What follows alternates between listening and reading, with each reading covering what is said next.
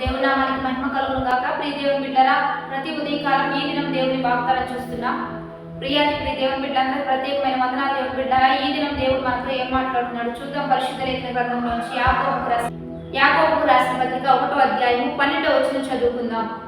శోధన సహించువాడు ధన్యుడు, అతడు శోధనకు నిలిచిన వాడై ప్రభు తను ప్రేమించి వారికి వాగ్దానం చేసిన జీవ కిరీటము పొందును. ఈరోజు శోధన సహించేవాడు ధన్యుడు.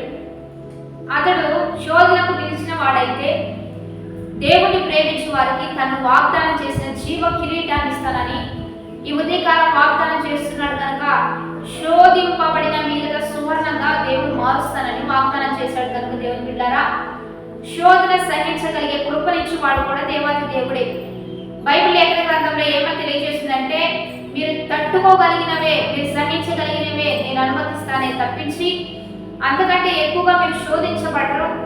రెండోదిగా శోధన వచ్చినా దాని నుంచి తప్పించుకునే మార్గం కూడా దాని ప్రక్కనే ఉంటుందని దేవుడే పరిశుద్ధ లేఖన గ్రంథంలో తెలియజేసి ఉన్నాడు. కనుక మీకు శోధన వచ్చిందా, శ్రమ వచ్చిందా, దాని ప్రక్కనే తప్పించే మార్గం కూడా దేవుడే మీకు ఇస్తాడని నమ్మి విశ్వసించి శోధనలో నిలిచిన వారుగా ధన్యులుగా మీరు మార్చబడాలి.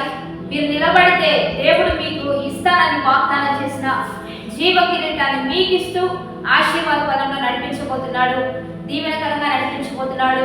కాబట్టి భయపడక, ధైర్యపడక, కృంగిపోక, చేదాటిపోక నిలబడదాం. శోధనలో నిలిచిన వారై గొప్ప ఆశీర్వాదాలు పొందుకుందాం. వాగ్దానాన్ని బట్టి ప్రార్థన చేద్దాం. పరిశుద్ధ మహోన్నత గొప్ప దేవ, ఈ దినము మీరు మాకు ఇస్తున్న బలమైన వాగ్వచనాలను బట్టి నీకు మహిమ. ఎంతమంది వాగ్దానాలు రిసీవ్ చేసుకుంటున్నారే, వాగ్వచనాలన్నీ బిడ్డల పట్ల రూఢీపరిచయ్యా. శోధన తట్టుకొని నిలిచినట్లుగా సహాయం చేయండి. వారు ధన్యులుగా మార్చబడాలి, ఆశీర్వాదాలు గర్వులుగా మార్చబడాలి, జీవ కిరీటం పొందుకున్నట్లుగా, అనేక ఆశీర్వాదాలు పొందుకున్నట్లుగా మీరే ముందు కొనసాగించిన నామానికి మహిమ తెచ్చుకోండి. ఈరోజు ప్రతి డిపార్ట్మెంట్ ని దీపించయ్యా. వృత్తి వ్యాపారాలు ఆశీర్వదించయ్యా. చేతి పనులను ఆశీర్వదించయ్యా. బర్త్డేస్, మ్యారేజెస్ జరుపుకున్న వారికి దీవెనలు ఇవ్వయ్యా. ఎంతమంది ఆర్థిక పరిస్థితులు అప్పుల బంధకాల్లో ఉంటున్నారో విడుదల కార్యం జరిగించయ్యా. వివాహం కాని వారు, ఉద్యోగం లేని వారు, చదువుకుంటున్న వారు, గర్భఫలం లేని వారు, విడిపోయిన కుటుంబాలని కట్టిని నామానికి మహిమ తెచ్చుకోండి. ఎంతమంది ఎన్ని రీతిలుగా సేవకులు, సంఘాలను ఆశీర్వదింప చేయండి. ప్రతి ఒక్కరిని యావత్ ప్రపంచాన్ని దీవించి బలపరిచి మంచి పరిపాలన బాధ్యతలు ఇచ్చి నీ నామానికి మహిమ తెచ్చుకోమని ఈ దినపు వాగ్దానం అనేకులు దీవెనకరంగా మార్చమని ప్రభువైన యేసు నామం పేరిట అడిగి వేడుకొని ప్రార్థిస్తూ నామ గొప్ప తండ్రి, ఆమేన్. కాబట్టి దేవుని బిడ్డలు మంచిగా లైక్, షేర్, కామెంట్ చేస్తూ దేవుని స్తుతిద్దాం. ఈ దిన వాగ్దానం మీతోనే ఉంచుకోవద్దు, అనేకులు పంచిపెడదాం.